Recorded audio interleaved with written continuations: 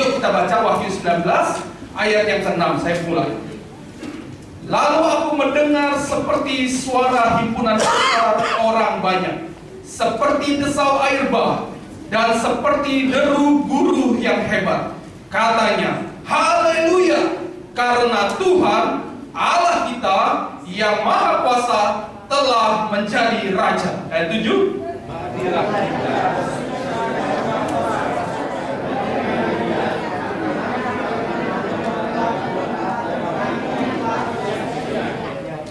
Dan kepadanya dikaruniakan supaya memakai kain lenan halus yang berkilau-kilauan dan yang putih bersih.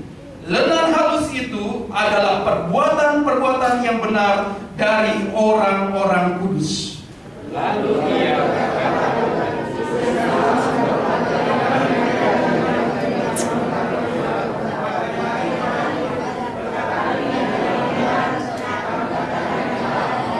kita baca bersama-sama. Maka tersungkurlah aku di depan kakinya untuk menyembah dia. Tetapi ia berkata kepadaku, janganlah berbuat demikian. Aku adalah hamba sama dengan engkau dan saudara-saudaramu yang memiliki kesaksian Yesus. Sembahlah Allah, karena kesaksian Yesus adalah roh nubuat. Silakan duduk, katakan amin.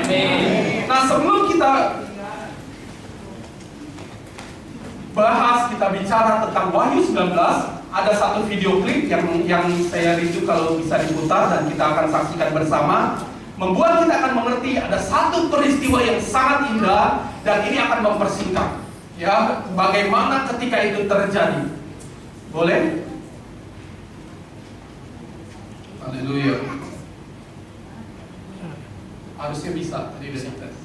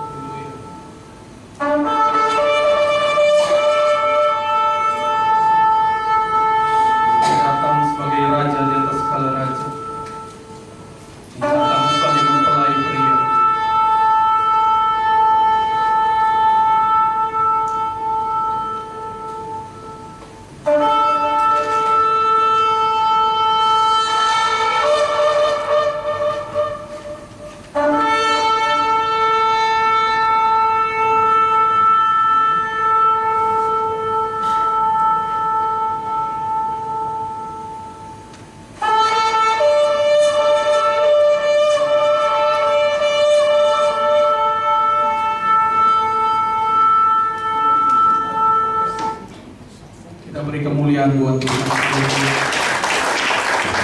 Tadi Wahyu 22 katakan, sesungguhnya aku datang segera. Berbahagialah orang yang menuruti perkataan-perkataan nubuat kitab ini. Kitab Wahyu itu diberikan Tuhan kepada Rasul Yohanes ketika dia dibuang ke Pulau Patmos. Ketika itu dia mau dibunuh, dia digoreng saudara, tetapi dia tidak mati. Kemudian akhirnya dia dibuang ke Pulau Patmos dan kemudian dia mendapat penglihatan. Dan kemudian dia mendapat penglihatan tentang 7 gereja di akhir zaman, dan kemudian Tuhan bukakan kepada dia apa yang akan terjadi ketika Tuhan menggenapi nubuatan yang pernah mereka terima, bahwa Yesus yang kau lihat saat ini terangkat ke surga, satu hari kelak dia akan datang kembali dengan cara yang sama seperti ketika dia terangkat naik. Dan ketika peristiwa itu terjadi, Alkitab katakan orang-orang percaya yang sudah mati dibangkitkan lebih dahulu. Kemudian orang-orang percaya, orang-orang benar yang masih hidup akan terangkat ke surga menyambut dia di awan-awan permai. Dan kemudian mereka akan menghadapi satu tahta yang namanya, satu pengadilan yang namanya tahta pengadilan Kristus, di mana setiap orang percaya mereka secara pribadi menghadap kepada tahta pengadilan Kristus, bukan untuk dihakimi, tetapi untuk terima upah dan mahkota. Di situ mereka akan diuji oleh api. Perbuatan-perbuatan orang benar itu akan diuji, dan dikatakan mereka yang tidak hangus terbakar oleh api, itulah yang terima mahkota. Dan kemudian mereka masuk dalam pesta yang namanya pesta perkawinan anak domba, dan terjadi pemerintahan 1000 tahun. Setelah pemerintahan 1000 tahun, baru orang-orang yang menolak, orang-orang yang tidak percaya, itu akan dibangkitkan, yang disebut dengan kebangkitan yang pertama. Dan mereka akan dihakimi dalam satu pengadilan yang lain, yang namanya pengadilan tahta putih yang besar. Dan mereka akan dihakimi ke dalam lautan api. Itu peristiwa yang akan terjadi. Tetapi hari ini kita akan bicara tentang peristiwa perjamuan kawin anak domba. Saya mau baca ulang tadi Wahyu 16 ayat yang 6. Lalu aku mendengar seperti suara himpunan besar orang banyak, seperti desau air bah, dan seperti deru guru yang hebat. Lebih kurang seperti digambarkan. Begitu banyak himpunan orang besar, dan mereka begitu besarnya, bahkan bunyinya seperti desau air bah, dan seperti guru yang hebat. Dan katanya ini kata mereka orang banyak ini. Kalau kita baca Alkitab bahasa Inggris, kita akan lebih mengerti. Ini dipakai kata they. Jadi ini kata orang-orang ini, dan berkata haleluya, karena Tuhan Allah kita yang Maha Kuasa telah menjadi Raja. Di situ dia datang menjadi Raja di atas segala raja. Buat orang percaya, orang yang berjalan dalam melakukan kehendak Tuhan, dia akan datang sebagai Raja. Yoel 2 katakan, di hari Tuhan yang tanda-tanda mujizat di langit, matahari akan menjadi gelap, bulan akan menjadi darah, akan terjadi menjelang datangnya hari Tuhan yang dahsyat dan yang besar dan dahsyat. Alkitab bahasa Inggris katakan itu hari yang terrible, the great and terrible day. Tetapi ayat itu diulangi oleh Rasul Petrus ketika dia sudah dipenuhi Roh Kudus. Mereka turun dari kamar loteng. Orang banyak berkata mereka orang mabuk. Pagi-pagi mereka seperti orang mabuk anggur yang manis. Petrus berdiri dan berkata, ini baru jam 9. Mereka bukan mabuk anggur, tetapi mereka dipenuhi Roh Kudus. Dan kemudian Petrus sampaikan Yoel 2 dalam Kisah Rasul 2. Dan ayatnya semua sama disebutkan. Dan dia sampaikan bahwa menjelang datangnya hari Tuhan, matahari akan menjadi gelap, bulan akan menjadi darah, pada saat kedatangan hari Tuhan yang mulia dan hebat. Buat Petrus, bahasa Inggrisnya katakan the great and glorious day. Tapi buat Yoel, itu hari yang the great and terrible day. Buat orang yang tidak dipenuhi Roh Kudus, orang yang belum mengalami kepenuhan Roh Kudus, hari Tuhan itu hari yang menakutkan. Bahkan mereka berkata itu hari kiamat, hari yang mengerikan, hari penghakiman. Mereka, Yesus akan datang sebagai hakim. Tetapi buat orang percaya, Yesus akan datang menjadi sebagai Raja. Dan itu menjadi hari yang besar dan mulia. Karena pada hari itu kita akan terima upah dan mahkota.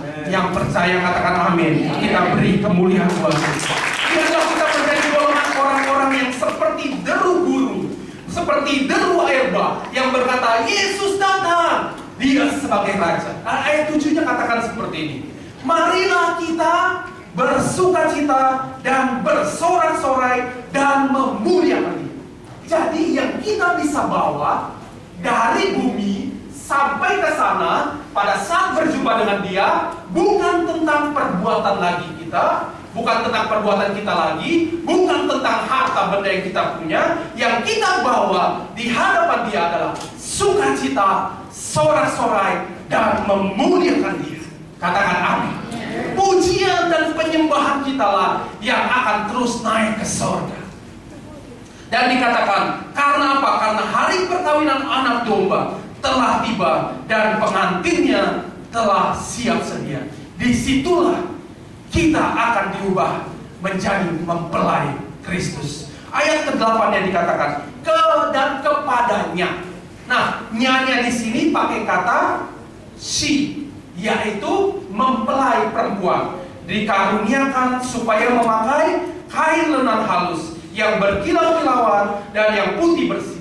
Mempelai itu memakai kain lenan halus yang berkilauan dan yang putih bersih. Alkitab menjelaskan, tidak perlu diinterpretasikan, bahwa kain lenan halus itu adalah perbuatan-perbuatan yang benar dari orang kudus. Ternyata ada perbuatan yang tidak benar dari orang kudus. Orang kudus itu orang yang dibenarkan. Nanti kita akan belajar tentang siapa itu orang kudus, bagaimana menjadi orang kudus. Dan itu bicara tentang orang yang terima kasih karunia, orang yang dibenarkan oleh karena kasih karunia Tuhan. Tetapi orang kudus, orang yang dibenarkan, perbuatannya ada yang benar dan ada yang tidak benar. Dan perbuatan yang benar itulah pakaian kain lenan halus. Dan itulah yang akan dibawa ke takhta pengadilan Kristus, di mana semua perbuatan orang benar, di mana sebuah perbuatan orang percaya akan tersusun seperti fire, dan kemudian ada api firman Tuhan, api Roh Allah yang akan membakar perbuatan yang benar, perbuatan yang punya kualitas, perbuatan yang sumbernya dari Roh Kudus. Itulah yang tidak terbakar. Itulah yang akan berubah menjadi pakaian kain lenan halus yang berkilauan. Dan itulah yang melayakkan kita menjadi mempelai. Ternyata tidak semua orang percaya menjadi mempelai, saudara. Dan dikatakan di firman Tuhan bahwa orang yang pekerjaannya terbakar, mereka itu bukannya tidak selamat, mereka selamat. Tetapi firman Tuhan katakan mereka mengalami kerugian yang besar. Dan mereka seperti orang yang keluar dari perapian. Keluar dari perapian gimana itu? Gosong. Jadi di surga sih di surga, tetapi gosong. Tidak pakai kain lenan halus, tidak pakai pakaian berkilauan dan putih. Karena perbuatan yang kita lakukan sebagai orang yang dibenarkan, ternyata kualitasnya bukan perbuatan yang benar. Makanya Matius 7 itu bahkan mengerikan. Mereka komplain. Ini golongan yang bahkan gak masuk ke golongan itu. Mereka terlempar di takhta putih yang besar, pengadilan takhta putih yang besar. Mereka komplain. Bukankah aku telah berbuat demi nama Yesus? Bukankah aku telah menyembuhkan orang demi nama Yesus? Bukankah aku telah mengusir setan demi nama Yesus? Tapi ketika itu Tuhan berterus terang, "Enyahlah engkau pembuat kejahatan, aku tidak mengenal kau." Jadi perbuatan yang benar yang dilakukan orang kudus itu adalah perbuatan yang melakukan kehendak Bapa yang sumbernya oleh Roh Kudus. Karena Paulus berkata, baik kemauan maupun kemampuan itu adalah perbuatan Tuhan. Katakan amin. Nah, ini yang menjadi target kita. Kita harus memakai, karena target Tuhan adalah dia menjadi mempelai pria dan gereja Tuhan menjadi mempelai Kristus. Katakan amin. Nah, ayat 9-nya berkata, lalu ia. Nah, ada kata ia lagi. Kalau kita baca bahasa Indonesia, iya. Yang tadi pertama iya itu orang banyak. Yang kedua iya adalah mempelai. Yang ketiga ini di ayat 9, lalu ia. Kalau kita buka Alkitab bahasa Inggris, di situ ditulis bukan ia, tetapi the angel, malaikat Tuhan. Jadi di situ ada malaikat Tuhan, dan malaikat ini berkata kepadaku, kepada Yohanes gitu ya. Jadi kita ngerti ianya siapa, akunya siapa. Lalu malaikat berkata kepada Yohanes, tuliskanlah, berbahagialah mereka yang diundang ke perjamuan kawin anak domba. Katanya lagi kepadaku, perkataan ini adalah benar, perkataan dari Allah. Kenapa malaikat harus menyebut bahwa perkataan ini benar? Perkataan ini dari Allah. Kenapa malaikat perlu menegaskan? Karena banyak orang yang tidak percaya tentang perjamuan kawin anak domba. Tidak banyak orang yang percaya bahwa dia akan datang sebagai mempelai dan kita akan berjumpa sebagai mempelai wanita. Dan ini hanya bisa, nanti kita akan belajar bagaimana supaya kita bisa percaya dan bagaimana supaya kita yakin kalau dia datang kedua kali. Level yang Tuhan mau buat anak Tuhan adalah mempelai Kristus. Katakan amin. Bukan sekedar masuk surga tapi gosong dan rugi karena kita banyak buat tetapi nggak ada hasil, semua terbakar habis. Ayat 10-nya dikatakan, maka tersungkurlah aku di depan kaki malaikat, kakinya, untuk menyembah malaikat. Lalu tetapi malaikat berkata kepada, ya jadi ngerti, kakinya bukan kaki Tuhan, menyembahnya bukan menyembah Tuhan, ini malaikat. Tapi malaikat berkata, janganlah berbuat demikian. Aku adalah hamba sama dengan engkau dan saudara-saudaramu yang memiliki kesaksian Yesus. Target Tuhan atas kita adalah kalau Roh Allah dicurahkan, engkau akan menerima kuasa dan engkau akan menjadi saksi Kristus dari Yerusalem, Yudea, Samaria sampai ke ujung bumi. Nah, ketika itu terjadi, kita sudah berhasil menjadi saksi Kristus. Dan dikatakan, kalau mau menyembah, ini saatnya, sembahlah Allah. Karena kesaksian Yesus adalah roh nubuat. Kesaksian kita tentang Yesus itu akan berubah, itu menjadi nubuat. Tapi pada hari itu, nubuat itu akan menjadi daging. Artinya hari ini kita bersaksi tentang Yesus, kita tuh sedang bernubuat buat kita ada di sana nantinya. Yang mengerti katakan amin. Dan ketika kita lakukan itu dengan kesetiaan, dengan Roh Kudus yang memimpin kita, nubuat itu akan berubah ketika dia datang menjadi nyata. Kita ada di sana dan kita sujud tersungkur menyembah Allah. Kita beri kemuliaan buat kita. Itu peristiwa yang sangat luar biasa. Kita semua harus merindukan kita ada di sana. Ada satu lagu, ku mau di sana, gitu ya. Kita rindu, kita satu hari kelak. Kita sedang melakukan apa yang kita sedang kerjakan ini adalah kita sedang membuat sesuatu, sedang melakukan sesuatu supaya target Tuhan atas kita berdiri di sana. Menjadi mempelai Kristus, sujud di hadapan, menyembah Allah. Kesaksian Yesus yang kita lakukan hari-hari ini ketika ada di dunia, itu akan berubah. Roh nubuat akan menjadi daging pada hari yang luar biasa. Yang mau katakan amin. Nah, pertanyaannya adalah siapakah yang akan menjadi pengantin atau mempelai perempuan itu? Kita baca ayatnya. Hosea 2 ayat 18. Haleluya. Hosea 2 ayat 18, firman Tuhan katakan, aku akan menjadikan engkau istriku untuk selama-lamanya, dan aku akan menjadikan engkau istriku dalam keadilan dan kebenaran, dalam kasih setia dan kasih sayang. Aku akan menjadikan engkau istriku dalam kesetiaan, sehingga engkau akan mengenal Tuhan. Katakan amin.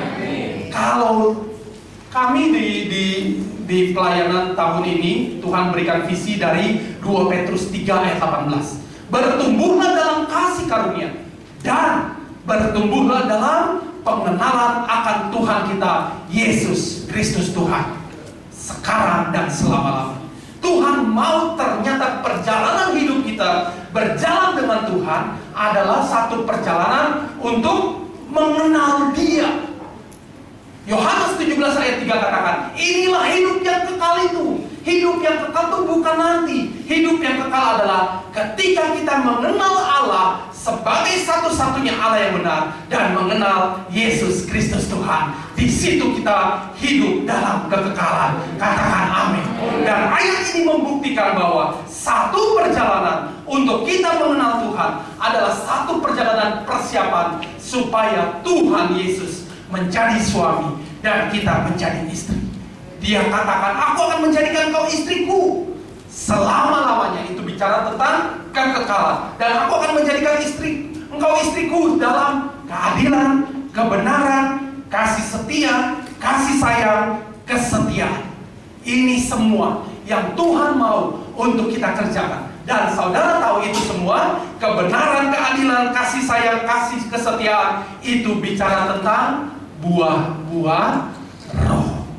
Jadi kalau hidup kita dipimpin oleh Roh Kudus dan kita menghasilkan buah roh dari pertobatan kita, sesungguhnya itu kita sedang dipersiapkan untuk menjadi mempelainya sampai kita kenal Dia sebagai Tuhan dan kita siap masuk dalam perjamuan kawin anak domba. Katakan amin. Haleluya. 2 Korintus 11 ayat 2 katakan seperti ini juga. 2 Korintus 11 ayat 2. Sebab aku cemburu kepada kamu dengan cemburu ilahi, karena aku telah mempertunangkan kamu dengan satu laki-laki untuk membawa kamu sebagai perawan suci kepada Kristus. Ternyata ketika kita berjumpa dengan Dia, mengaku Dia sebagai Tuhan dan Juru Selamat, itu adalah satu hari pertunangan. Yang percaya katakan amin. Dipertunangkan dengan siapa? Dengan Kristus. Dan kita menjadi perawan suci. Kita dipersiapkan. Orang kalau tunangan nggak langsung kawin ya. Apalagi buat adat orang Yahudi, butuh waktu yang cukup panjang. Mereka ditunangkan, keluarga saling kenal, kemudian butuh proses sampai masuk ke hari perkawinan. Jadi ternyata perjalanan hidup kita kenal Tuhan, sejak kita mengakui Yesus sebagai Tuhan, itu hari kita dipertunangkan, kemudian kita mengalami pengalaman saling kenal. Ya kan? Orang kalau tunangan tuh sesudah itu harus, buat orang Yahudi nggak ada istilah pacaran, saudara. Adanya tunangan. Setelah tunangan mereka baru saling kenal. Sampai benar-benar mengenal, baru masuk perkawinan. Jadi kalau saudara terima Tuhan Yesus, di situ saudara ditunangkan. Dan lewat mulai hari itu, saudara harus menjalin hubungan. Katakan hubungan. Keintiman. Harus kenal Tuhan. Kita belajar kenal Dia. Jangan, gimana sih kalau jadi calon suami tapi istrinya cuma kenal duit kita? Ya, cuma kenal harta kita, mobil kita, tidak mau kenal pribadi kita. Begitu juga kalau kita ikut Yesus. Jangan cuma anggap Yesus pembuat mujizat, tukang buat roti. Jangan anggap Yesus cuma tukang sembuhin penyakit. Cuma kalau kita ada masalah, kita panggil Dia sebagai banser. Tapi perjalanan kita dengan Tuhan adalah perjalanan yang indah, seperti orang yang bertunangan menuju hari perkawinan. Katakan amin.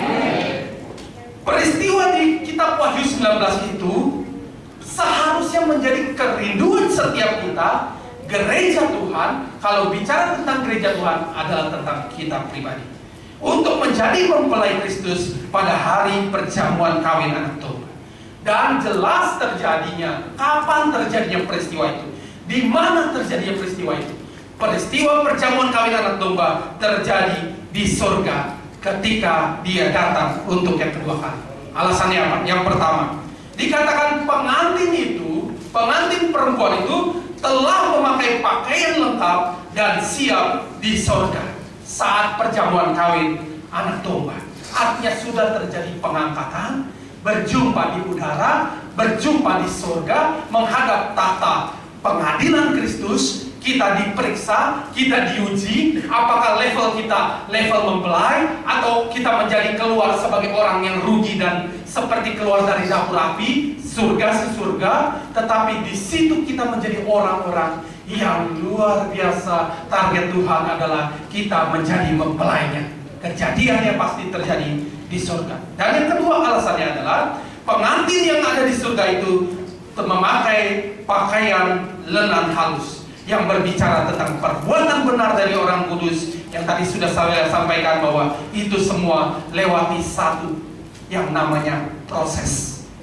Apakah jubah kita saat itu adalah kain lenan halus yang berkilau-kilauan, yang warnanya putih bersih, atau kita keluar seperti orang dari perapian? Dan kalau peristiwa itu terjadi, ini peristiwa yang luar biasa. Nah, yang penting adalah ada dua hal yang harus kita perhatikan supaya kita ini berhasil mencapai menjadi mempelai. Yang mau katakan amin. Level Tuhan adalah kita mau jadi mempelai. Ada dua hal yang penting. Karena saya mau, buat saya pribadi, saya sangat mau, saya berdoa, saya belajar hari-hari ini bahwa saya mau jadi mempelai. Siapa yang mau jadi mempelai? Apakah cuma saya sendiri? Jangan mau asal surga tapi gosong ya. Nah, ini ada dua hal. Yang pertama, ciri daripada pengantin yang siap masuk dalam perkawinan, yang pertama adalah dewasa rohani. Efesus 4 ayat 13 ayatnya, pernikahan gak ada anak kecil nikah, saudara. Dewasa. Efesus 4 ayat 13, sampai kita semua telah mencapai kesatuan iman dan pengetahuan yang benar tentang anak Allah, kedewasaan penuh dan tingkat pertumbuhan yang sesuai dengan kepenuhan Kristus. Katakan amin. Ini level orang yang siap masuk ke dalam perkawinan sebagai mempelai, yaitu mencapai kesatuan iman. Makanya ketika Tuhan datang, dia mencari apa? Adalah iman di muka bumi. Itu imannya harus satu. Iman kita harus sesuai dengan imannya surga. Kalau iman kita nggak sesuai dengan imannya surga, kemarin di ibadah minggu Pak Joli baru sampaikan, itu bukan iman, itu nekat. Yang mengerti katakan amin. Kesatuan iman. Dan berikutnya, dan pengetahuan yang benar tentang anak Allah. Kita bahasa Inggris katakan pengenalan yang benar tentang anak Allah. Anak Allah adalah Yesus Kristus Tuhan. Jadi kesatuan iman dan pengenalan akan Yesus itu akan membentuk satu yang namanya kedewasaan penuh. Siap untuk masuk perkawinan. Anak kecil mah nggak ada, ya kan? Dewasa penuh. Dan ada lagi saudara, tingkat pertumbuhan yang sesuai dengan kepenuhan Kristus. Levelnya adalah kepenuhan Kristus. Artinya dia tinggal di dalam kita, kita tinggal di dalam dia. Artinya adalah kita ini dipenuhi oleh Kristus. Karena Kristen adalah Kristus kecil. Dan kita harus menjadi suratan terbuka. Yesus Kristus harus memenuhi kita. Dan orang harus melihat Yesus di dalam diri kita. Katakan amin. Jadi yang Tuhan mau yang pertama untuk kita jadi mempelai adalah dewasa. Dewasa dalam iman, dewasa dalam pengenalan akan Tuhan, dewasa dalam tingkat pertumbuhan sesuai dengan kepenuhan Kristus. Ini ada target, bukan asal bertumbuh. Karena target kepenuhan Kristus bertumbuh, berbuah, buahnya manis dan dinikmati oleh banyak orang. Katakan amin. Bukan berdasarkan berapa lama kita jadi Kristen, tetapi berapa tingkat iman percaya kita, berapa pengenalan kita akan Tuhan, itu yang akan membuat kita menjadi dewasa dengan cepat. Yang kedua, untuk kita menjadi mempelai, yang penting yang harus kita perhatikan selain kita dewasa rohani, yaitu mengasihi Yesus lebih dari segalanya. Hari-hari ini sedang akan diuji. Apakah kita mengasihi Yesus lebih daripada pangkat, jabatan, harta, kesembuhan? Dunia sedang tawarkan, saudara mau sembuh, gak usah pakai Yesus. Itu ada orang pintar katanya. Saudara mau punya jabatan, punya pangkat, tidak perlu Yesus. Ada orang hebat, ada koneksi, ada orang yang bisa bawa kamu tinggi. Yang Tuhan mau adalah kita menempatkan Yesus lebih daripada kesembuhan, lebih daripada mujizat, lebih daripada berkat. Yang mau katakan amin. Ayatnya Matius 10 ayat 37, barang siapa mengasihi bapa atau ibunya lebih daripadaku, ia tidak layak bagiku. Dan barang siapa mengasihi anaknya laki-laki atau perempuan lebih daripadaku, ia tidak layak bagiku. Hanya pasangan yang saling mengasihi, ya kan? Siapa yang udah pernah pacaran? Oh, Petrus nggak pacaran ya? Saya pacaran 7 tahun loh soalnya. Tapi itu pun belum kita kenal benar. Setelah menikah banyak masalah, pohon proses. Apalagi kita dengan Yesus. Tunangan oke, tapi proses pengenalan itu, apakah kita mau tetap setia dengan dia? Apakah kita mengasihi tunangan kita? Apakah keputusan kita bertunangan dengan dia itu keputusan yang tepat? Karena bertunangan dengan Yesus adalah sangkal diri, pikul saleh. Yang mau katakan amin.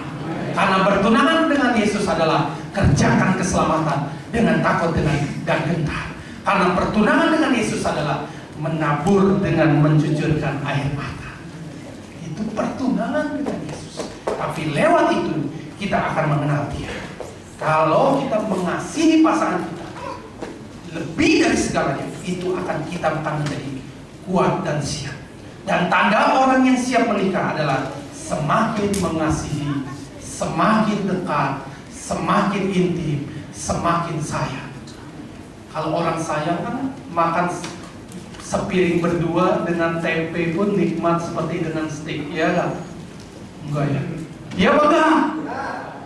Kalau kita sayang kan kita naik sepeda motor pun kita seperti naik baby band seri S.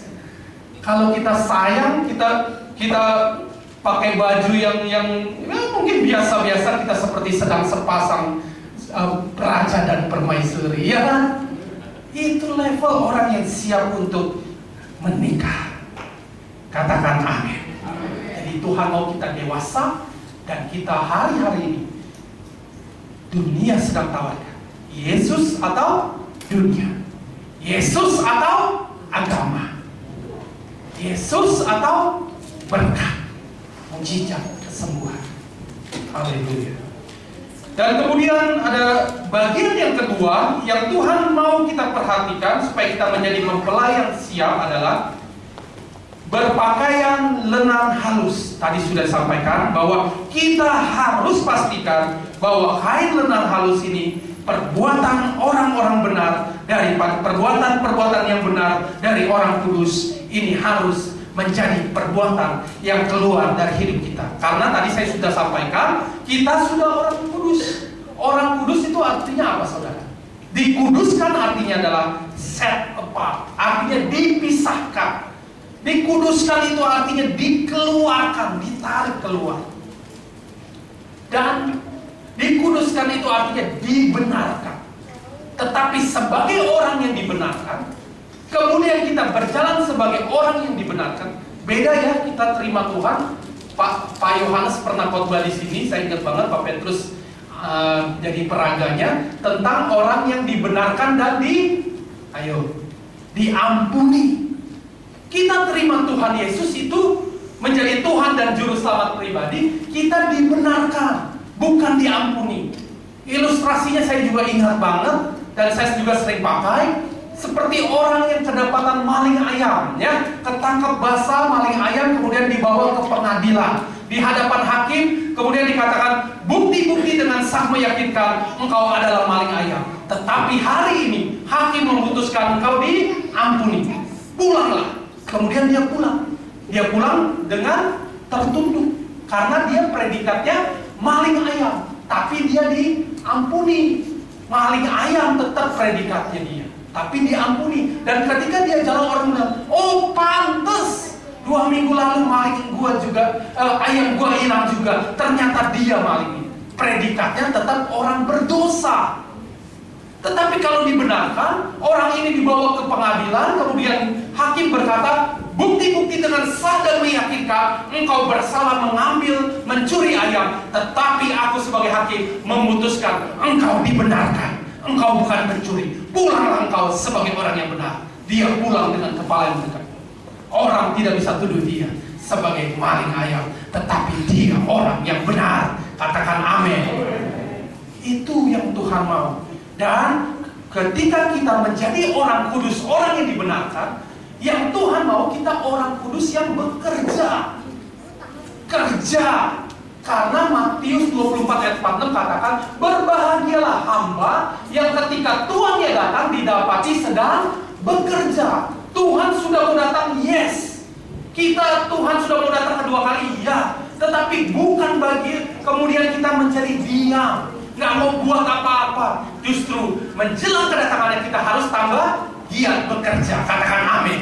Bahwa Tuhan giat bekerja, tetap punya visi yang besar, tetap lakukan perkara-perkara yang besar. Sampai kedatangan dia dapati kita sedang bekerja. Nah, orang kudus harus bekerja, katakan amin.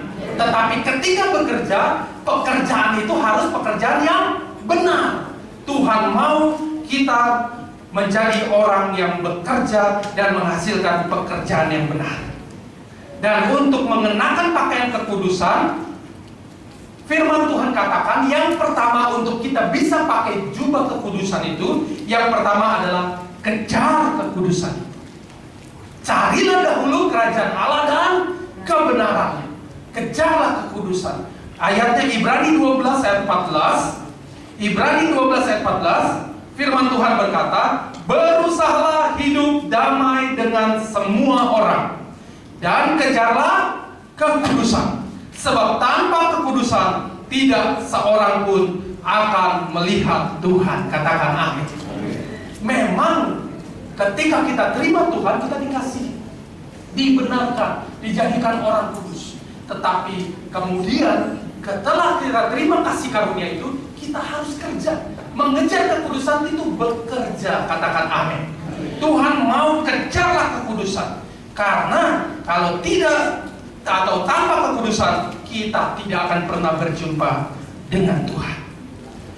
Bertekad untuk hidup kudus dengan kemauan untuk hidup kudus, mengejar kekudusan. Pertanyaannya adalah, apakah kita tetap hidup dalam kekudusan ketika orang tidak melihat kita? Apakah kita hidup dalam kekudusan hanya ketika kita ada di gereja, tetapi di luar gereja kita tidak kejar kekudusan itu? Pertanyaan yang kedua, apakah kita tetap hidup dalam kekudusan ketika dunia menawarkan sesuatu yang bertolak belakang dengan kebenaran? Dan pertanyaan yang ketiga, apakah kekudusan itu menjadi kewajiban, hukum, atau menjadi kesukaan atau gaya hidup? Kalau kita taruh kekudusan adalah hukum, kita tidak akan pernah melewatinya. Kita tidak akan pernah malu. Tapi kalau kita jadikan kekudusan adalah kesukaan kita, kenapa kita bisa jadikan kekudusan kesukaan kita? Alasannya cuma satu, karena roh Tuhan itu roh kudus. Kasih Allah dicurahkan di dalam hati kita oleh Roh Kudus. Roma 5 ayat 5. Karena hati kita dipenuhi Roh Kudus, maka kita otomatis seharusnya yang kita keluar adalah kekudusan. Jangan bilang orang berbahasa tapi nggak ada kejujuran, nggak ada integritas. Jangan bilang orang dia punya karunia roh tetapi dia kompromi, tidak bisa dipercaya. Yang Tuhan mau hari-hari ini engkau berlabel kekudusan, tapi bersikaplah seperti orang yang berjalan dengan kekudusan. Katakan amin. Karena Matius 25 katakan, pada hari itu Tuhan datang dengan kemuliaan. Dia akan pisahkan yang di sebelah kanan domba-domba, yang di sebelah kiri kambing. Dan ketika dia pisahkan itu, dia berkata kepada domba, hai masuklah dalam pesta perjamuan yang telah aku sediakan. Karena apa? Ketika aku lapar, kau beri aku makan. Ketika aku haus, ketika aku telanjang, ketika aku sakit, ketika aku di penjara, engkau kunjungi aku. Kepada kambing, jangan ngaku agama, tapi apa level kita hari ini? Kita sudah menjadi domba, atau kita sepertinya KTP-nya domba, tapi sesungguhnya kita kambing. Si kambing komplain. Yesus berkata kepada golongan kambing, "Enyahlah engkau, pembuat kejahatan, ke dalam kegelapan yang paling gelap.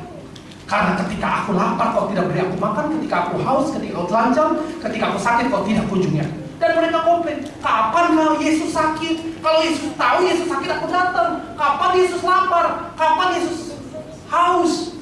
Dan Yesus berkata, "Ketika kau tidak lakukan kepada seorang yang paling hina, kau tidak sedang melakukan untuk aku." Yang mengerti katakan amin. Hidup dalam kekudusan adalah melakukan firman, dan hanya firman, tidak ada kompromi. 1 Petrus 1 ayat 14, 1 Petrus 1 ayat 14 sebagai ayat-ayat yang terakhir.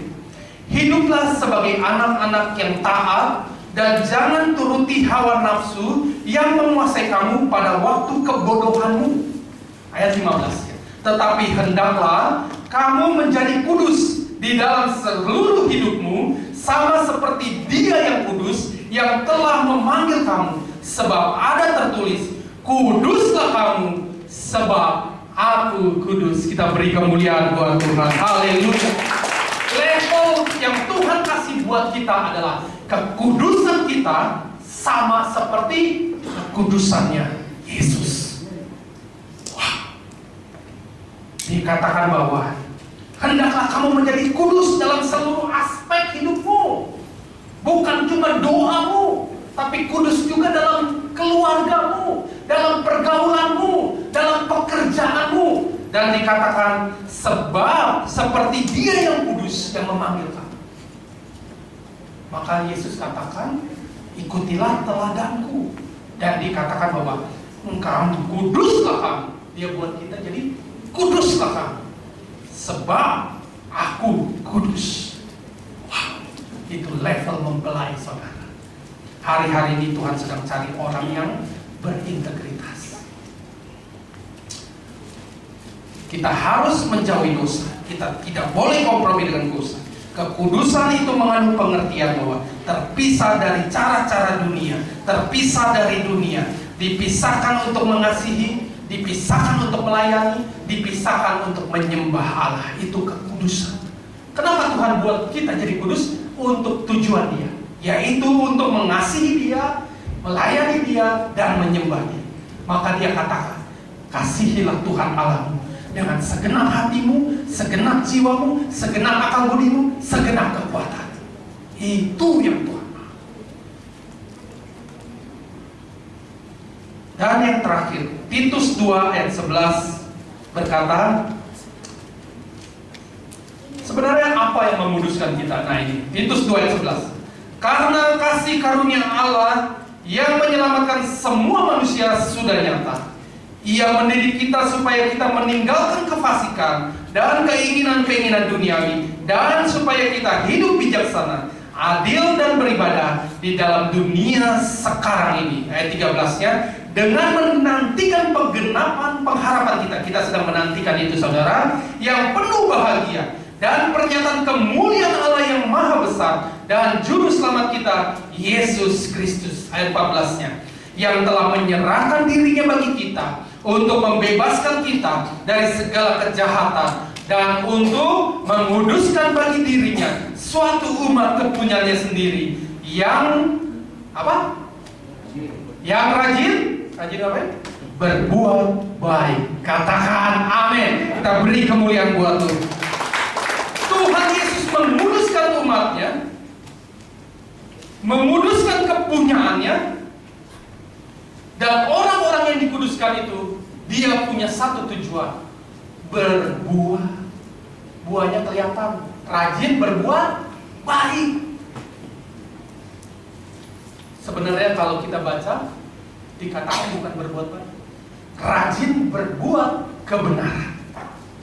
Kalau bahasa Indonesia kadang baik benar, baik benar. Baik belum tentu benar. Yang benar pasti baik. Katakan amin. Tuhan mau kita sedang menantikan penggenapan pengharapan yang penuh bahagia, dan kita akan mengalami kemuliaan Tuhan Yesus Kristus Tuhan. Hari-hari ini kita harus berbuah. Satu ayat lagi, Efesus 1 ayat 14. Dan Roh Kudus itu adalah jaminan bagian kita sampai kita memperoleh seluruhnya. Katakan seluruhnya. Bagaimana jaminan kita memperoleh seluruhnya?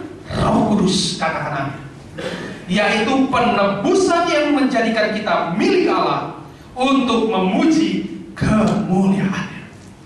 Wah, ternyata kita bisa terima semua janji Allah yang ada di firman Tuhan hanya karena ada jaminan, yaitu Roh Kudus. Dan itu akan menjadi penebusan yang menjadikan kita milik Allah dan untuk kemuliaan Allah. Luar biasa, saudara. Dan yang luar biasa, dia, firman Tuhan katakan, di hari-hari terakhir ini aku akan mencurahkan Rohku. Dia sedang lepaskan mulai kepada apa? Anak-anakmu laki-laki dan perempuan, mereka akan bertumbuhan. Hamba-hambamu, orang-orang tua akan mendapat mimpi dan penglihatan. Itu semua sedang dicurahkan. Kalau saudara nggak terima itu, kita tidak akan sampai ke sana. Dan syaratnya terima apa? Buka hati, izinkan dia masuk. Karena Roma 5 ayat 5b sekali lagi, kasih Allah dicurahkan dalam hati kita oleh Roh Kudus. Kekudusan adalah kasih Allah. Kasih Allah adalah Roh Kudus. Dan untuk itu kita harus mengalami kepenuhan. Tanda orang dipenuhi Roh Kudus, dia akan terima karunia. Dan karunia salah satu adalah karunia bahasa, yang itu dimulai di malam loteng. Mereka mulai berbahasa dalam bahasa lain, tapi selesai turun dari situ, selesai dari berbahasa dari situ, Petrus dia berkata dengan perkataan yang kuat. Dia mulai pelayanan dengan kekuatan, keberanian. Dia mulai pelayanan dengan tidak takut. Petrus yang dulunya menyangkal baru beberapa hari sebelumnya, tapi ketika Roh Kudus penuhi dia, yes, manifestasi terjadi. Mereka semua berbahasa, mereka seperti mabuk anggur. Tetapi selesai itu bekerja, katakan amin. Turun dari sana, Petrus mulai lakukan semua apa yang Tuhan perintahkan. Yesus pernah berkata, engkau akan melakukan perkara yang lebih besar dari apa yang pernah aku lakukan. Dan itu dilakukan. Dia hanya khotbah 5 menit, Yoel 2, 3.000 orang bertobat. Kemudian dia pergi lagi berkhotbah, 5.000 orang bertobat, kemudian 10.000 dan seterusnya, tidak disebutkan lagi. Dan itu menjadi kita juga harus lanjutkan. Yang mau katakan amin. Kita bangkit berdiri, saya undang teman-teman. Saya percaya satu kesimpulannya adalah, kalau kita mau menjadi mempelai pria, menjadi mempelai wanita pada saat dia datang dan masuk dalam perjamuan kawin anak domba, cuma satu modalnya. Bukan perbuatan kita, bukan kehebatan kita, cuma satu yang perlu kita bawa, yang hari ini di dunia harus kita sudah punya. Modal utama yaitu Roh Kudus, bukan yang lain.